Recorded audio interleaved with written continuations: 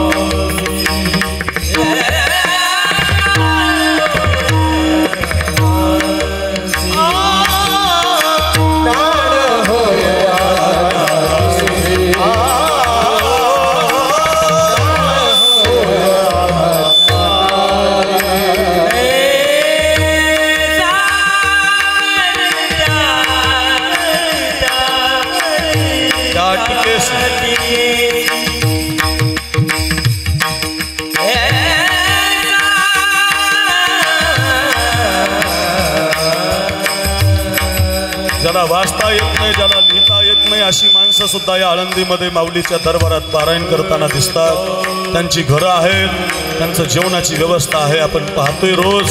एकमेव कारण आहे मज निरंतर जागविती. कोणत्या वयातला आहे, कोणत्या देशातला आहे, कोणत्या काळातला आहे, कुठून आलाय त्याचा भेदभाव न करता नुसतं पारायण करत असाल, नुसतं वाचत असाल, ऐका रे, जरी नुसतं वाचता येत नसेल तर नुसत्या अक्षराहून बोट जरी फिरवत असाल तर मज निरंतर जागविती. सारखा उपकार करतात, नित्य उपकार करतात. वा कैलास वा.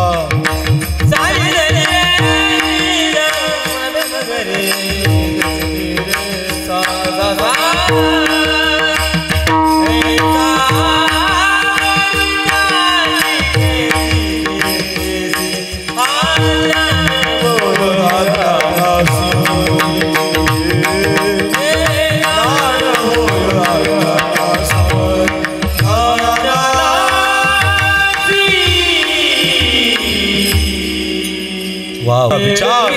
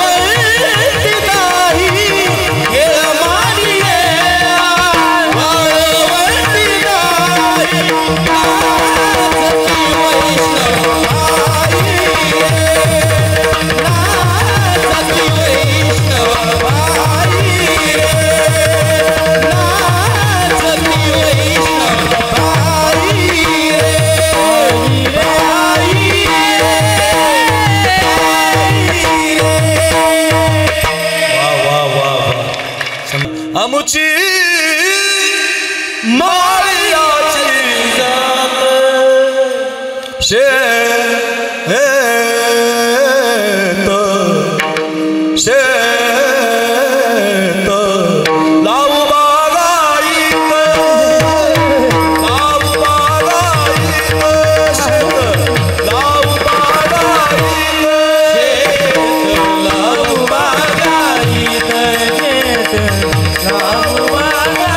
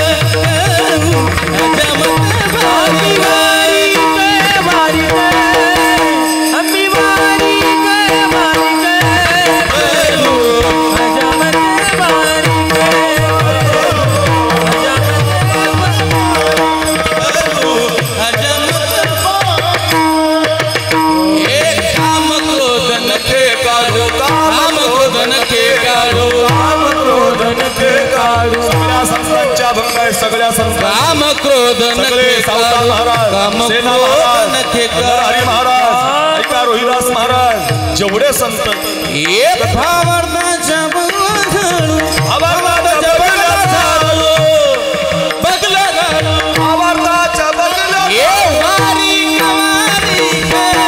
आम्ही वारी करू अजमत वारी करू अजमत वारी करू अजमत वारी हरी सोनार हरीचा दास कर हरी सोनार हरीचा दास भजन करीतो रात्र दिवस भजन करीतो रात्र दिवस तुझ्या नामाचा व्यवहार देवा रे देवा तुझा मी सोनार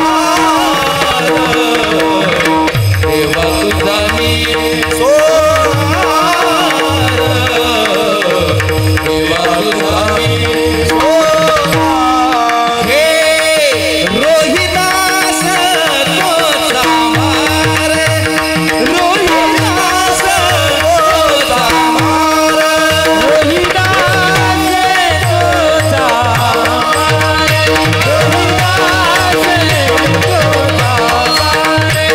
याचा करी कार्यभार याचा करी कार्यभार रोहिदास तोचा मार रोहिदास तोचा मार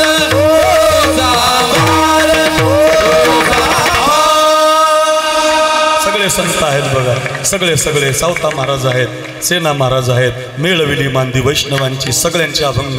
शेवटचा सांगू अवघा रंग एक झाला रंगी रंगला रंगी रंगला रंगी रंगला रंगी रंगला रंगी रंगला रंगी रंगला रंगी रंगला रंगी रंगला रंगी रंगला रंगी रंगला रंगी रंगला रंगी रंगला रंगी रंगला श्रीरंग अवघा रंग कासा विस प्राण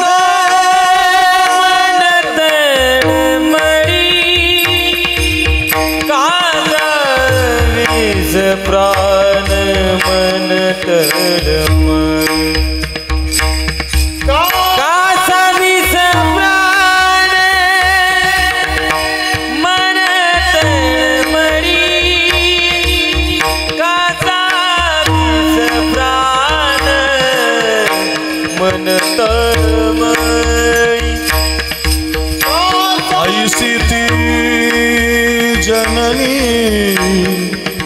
शोकवाही कैलास बुवा जननी जननी जननी जननी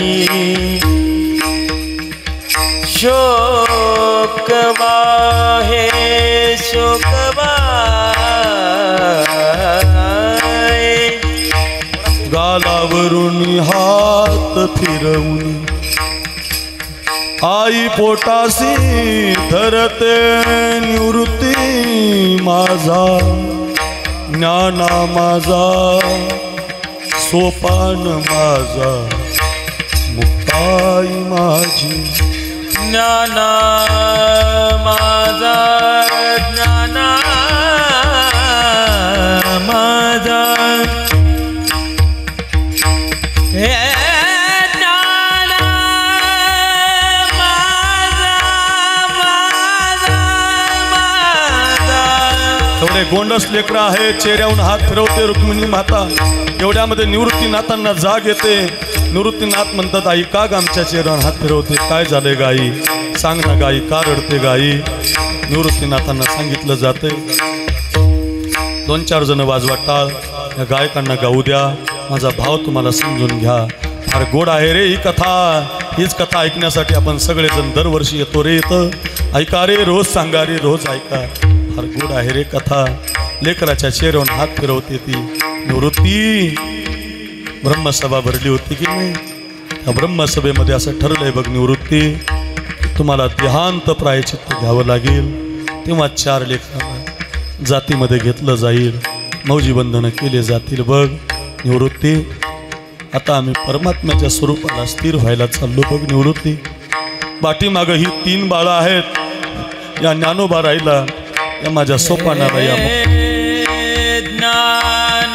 बापाचंही प्रेम तू द्यायचं रे राजा, आईचं पण प्रेम तू द्यायचं रे निवृत्ती. या तिघांची समाधी अगोदर करायची बघ, आणि या तिघांची समाधी झाल्यावरच तो समाधी घ्यायची निवृत्ती. तू मोठा आहे निवृत्ती बघ, दादा बनायचं तू खरा दादा बनायचं. चेहऱ्यावर हात फिरवले जातात. वारंवार चुंबन घेते ती रुक्मिणी माता आपल्या पोरांचं. मुक्ताबाईच्या चेहऱ्यावर हात फिरवताना तर हंबरडा फोडून रडायला लागते.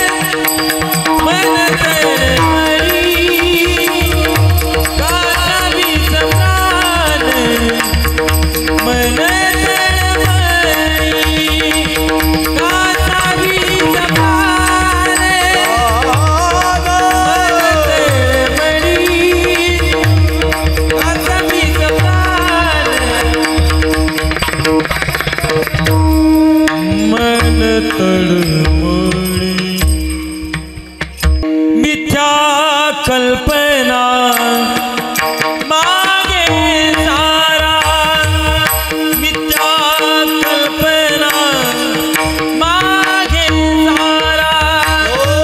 मिथ्या कल्पना मागे सारा, मिथ्या कल्पना मागे सारा. मिथ्या कल्पना मागे सारा.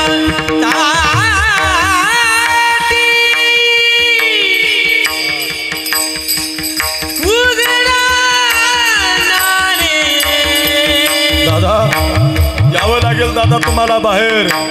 दादा तुम्हाला विश्वाची माऊली बनायचंय दादा. आपल्या आज दातानं जीभ चावली म्हणजे काय? दात पाडतात का जीभ तोडतात दादा? जीभ दाताने चाविली,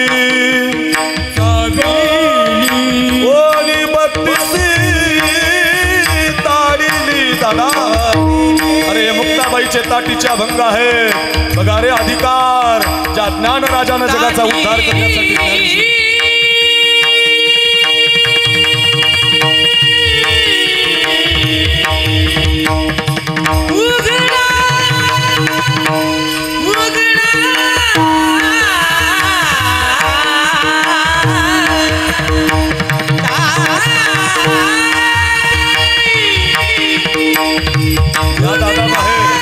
दादा लक्षात ठेवा दादा. योगी पावन मनाचा, सहाय अपराध जनाचा, विश्वरागे झाले वन्नी, संती सुखी व्हावे पाणी, विश्वपट ब्रह्मदोरा, ताटी उघडा ज्ञानेश्वरा.